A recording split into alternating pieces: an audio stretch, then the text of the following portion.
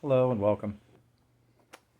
I'm Mike, and this is a discourse on pain in the experience of life. So, what I've been doing is I've been reading some wonderful books, and this book is one called The Basic Space of Phenomena.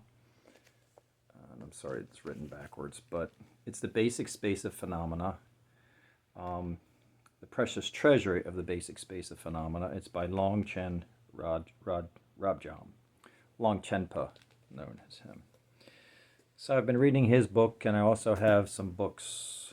Be As You Are by Ramana Maharshi, and then a beautiful book by Adyashanti, which is called The End of Your World. And what I'm going to do over the next just 20 minutes is go over pain and what pain is in life. So the very first thing I'm going to do is go into some information from this book for Adyashanti, what he says about pain. Because pain is something that's very interesting. We can go on the path of, let's say, non-duality or even radical non-duality, where we say everything is this, it's just this. Pain will still appear. It doesn't mean it all disappears. It's still going to appear. And when it does appear, there's a couple things you can do. You can just say, well, the pain is, it's just that. That's all it is. It's just that, which is kind of like negating it. Or you can look at it as a gem and say, well, I know it's just that, but let's go into it and let's figure out what this pain is. And a lot of times, pain has to be expressed. It has to come out. Talk to anybody who's a songwriter, who's writing music. Blues. All blues music came from pain. And it's completely beautiful. The scales change to a one of pain and sadness. So, is pain a bad thing? It's just an energy. But how can it be looked at? So let's take a look at some ways of dealing with pain. So Adyashanti says, and this is interesting, he says, our bodies are great truth meters. And as soon as we go into an emotional sense of divisiveness, hate, envy, jealousy, greed, blame, shame, and all the rest, we know we are perceived from that state of division. So you're perceiving from that state of division. So what he's saying is when pain comes along and you have jealousy or hate or something like that, you step away. You step away from the awareness of divine presence. And we know it, because we know, how are you? I am mad. Why are you mad? Because of this, this, and this. And the response to I am mad is always a story. And a story is when the separate individual appears and steps away from life. Whereas if you ask someone, how are you? I'm good. Okay. How are you good? Everything is fine. What's going on? Not much. That means you're seeing just pure presence appearing as everything. It's a nice, beautiful place to be.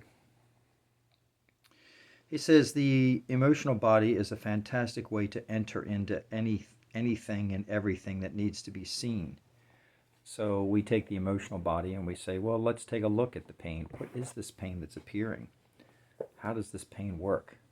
What is happening with that? Now, Longchenpa says this about pain. He says, all pain is that.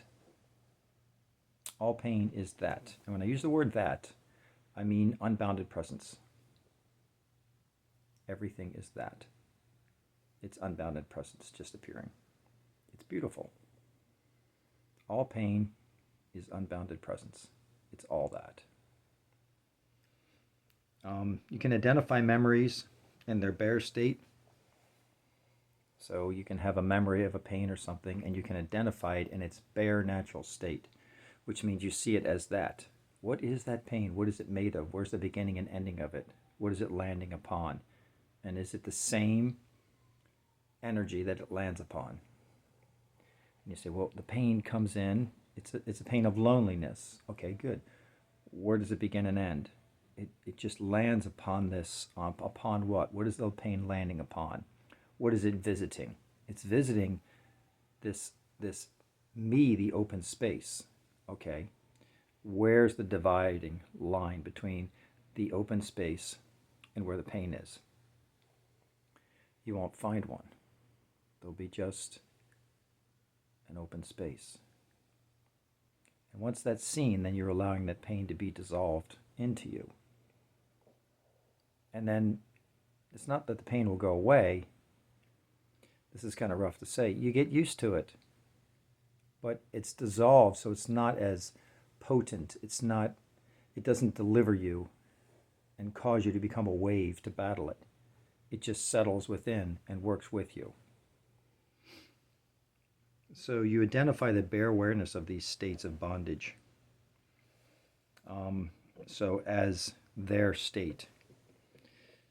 So the bare awareness has their state. When pain comes, what is their state? What is the state of pain? If we do that, then it makes it seem like it's something separate coming towards us. It's not something. Pain is not something separate that comes towards us. It is us. The minor notes in any symphony are not exempt from the major notes. They're important. And they're all vinyl. They're all vinyl. So negative circumstances can provide training and recognition of your own awareness. So you can use these pieces of pain that come as gems to go into things that are beautiful. So as an example, so let's say you have pain right now. Your anger is appearing or you're upset. If you're saying, well, I don't have pain right now, then you can very simply say, well, what day is it? What time is it? What has to be done? And who's doing what? And you create those stories like that. And this is where people will pull you into those stories. And the stories make us tired because now we have to carry, now I have to be a character to deal with that person knocking at my door or calling me or talking to me. We don't want that. It's exhausting. We'd rather just be this presence. So when anger happens and upsetness happens, first thing is don't renounce it. Don't go, no, that's not here, because that's just going to make it more powerful. Don't refine it away with antidotes and say, okay, you know what, that pain's here, but we're going to go out to go shopping. We're going to go to the movies instead. That doesn't do anything. Don't transform it away. That's not going to work. I'm just going to transform it and let it fade into the night. That doesn't work. Don't encourage it. Say, you know what? I'm just going to go work with this pain. I'm going to get it out of my system. I'm going to battle it. That doesn't work either. And don't look at its presence as if it's something else. Like, oh, this pain is a visitor. It's visiting me. Pain is visiting me. That creates a duality. That doesn't work either. That just makes it more powerful. Now there's a you, and now there's pain. And don't meditate upon it. Don't say, oh, I'm just going to stop and I'm going to meditate upon the pain. All you're doing is holding a space, and then you're creating another space for the pain, and you're just locking in like chess pieces and saying, okay, all that does is confirm that there's a chess match going on. So what do you do? What do we do? How do we do this?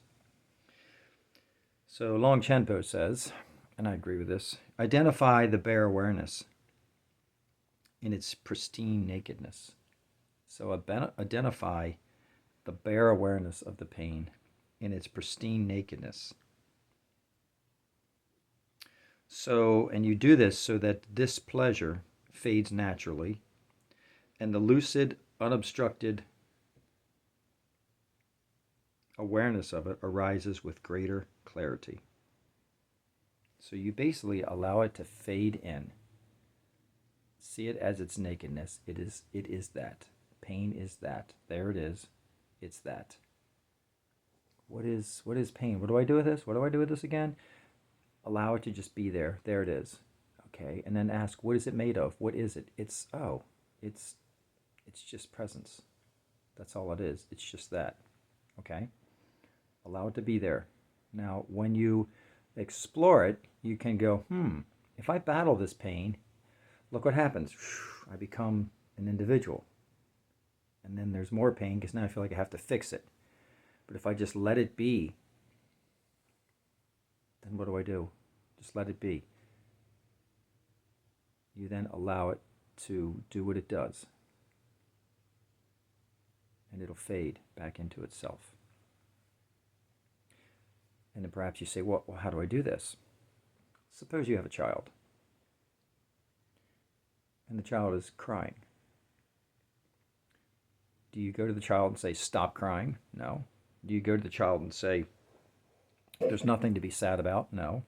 Let's go through these. Do you refine it away with the child and say, oh, you're sad, here's a popsicle? What does that teach the child? No, they just get a popsicle every time they get upset. Do you try to transform it away and just say, okay, let's just sit with this and let's try to heal it away? The child's not going to want to do that. Do you try to encourage it and say, okay, let's bust through this. Come on with me. You're angry. Let's go kick some things. That's not going to work.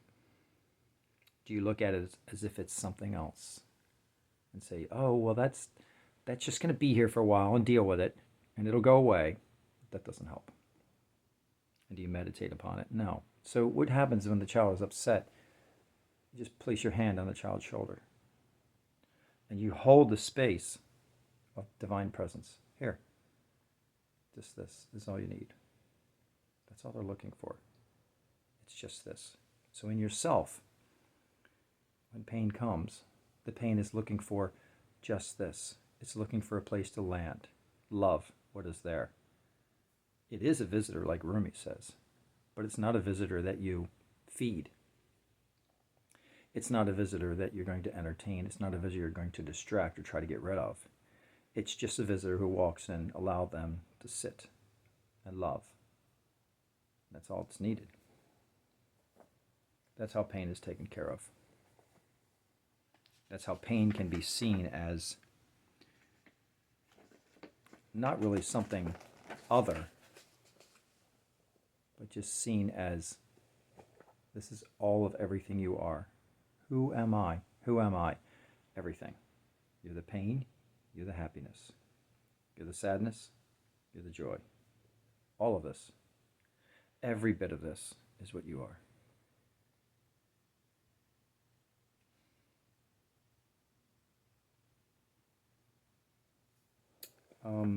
The other thing I want to go into is, what does Ramana Maharshi say about all of this? He has some sections on pain, but he has this other section in his book, page 84 of this book, which I find rather beautiful.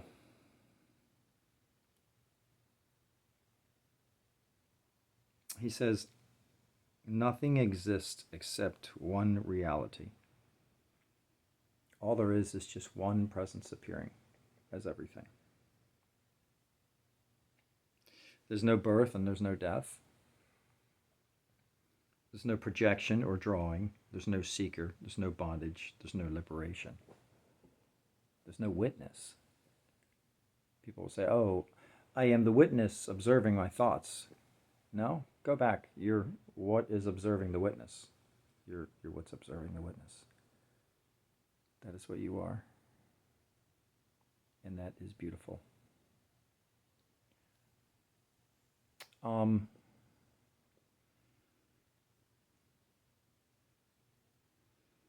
unity alone exists. That's all there is just unity. That's all that is existing. And many find it difficult to grasp this truth and ask, how can we ignore the solid world when we see it all around us? How can we ignore this solid world when we see it all around us? The dream experience is pointed out, and they are told, all that you see depends on the seer. Apart from the seer, there is no seen. This is called the Veda, or the argument. So what he's talking about is this world disappears when you go to sleep, and another world opens. And we think that this world continues. When I'm sleeping, this world just keeps continuing. But yet, while I'm sleeping, I don't have. Well, if the world was continuing, wouldn't you still have connections and have feelings about relatives and family and sons and daughters? No, they all disappear. And you go into another world that seems very, very real. In this other world, you're playing music with someone. And then you wake up from that dream to this. Now, are you telling me that that world just keeps continuing? If it does, then when you go back to sleep, wouldn't it appear again and you continue playing song number 2 with the band that you were playing with last night? It's changing. It's always changing. Even as this is always changing. It may look the same, but it's always changing. It's never the same in any moment or any second.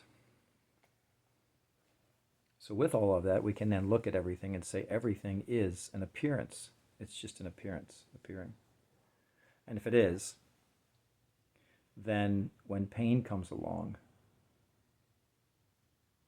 pain is just appearing in the moment. And what is pain made of?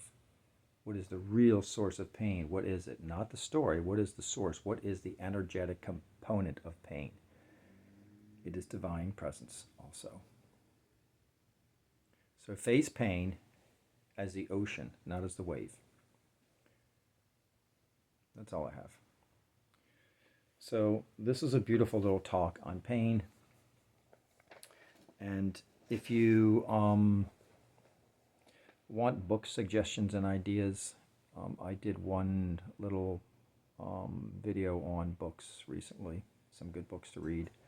The other books I'd recommend would be, this one here is very beautiful, The Precious Treasury of the Basic Space of Phenomena. It looks like this. You can't get this at Amazon. And this book is it is a transference of energy. I don't know how to explain it. When you read it, it's just a complete transference from the author to you. It's like sitting right there with them, with Longchenpa. And it's written in Sanskrit and written in English too. So it's beautiful. That's it. Enjoy your day. Thank you.